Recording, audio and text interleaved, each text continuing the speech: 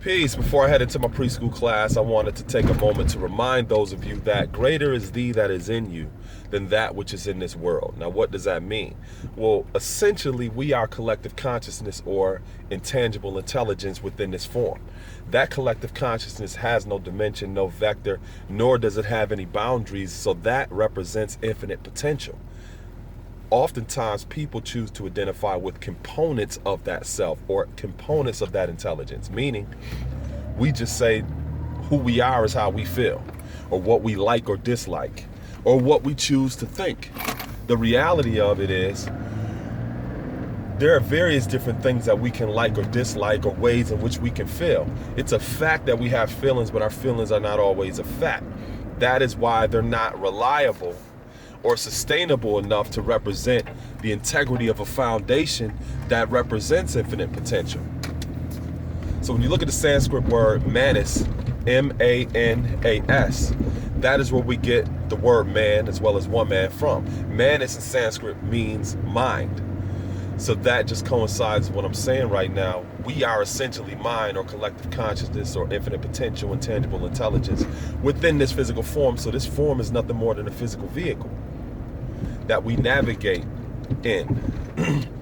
So greater is that infinite potential that is within us, that is being conducted and harnessed through this physical vehicle than the vehicle that is within this world. And that's very important to understand, because in society, people are generally not taught to identify with the self as mind or consciousness within the form. We're usually taught that who we are is how we feel.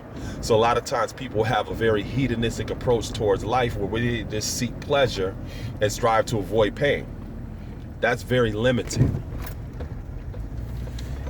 And when a person has a perspective like that, it's difficult to meet challenges and overcome adversity and to be resilient, simply because if you don't feel like it, you ain't gonna do it.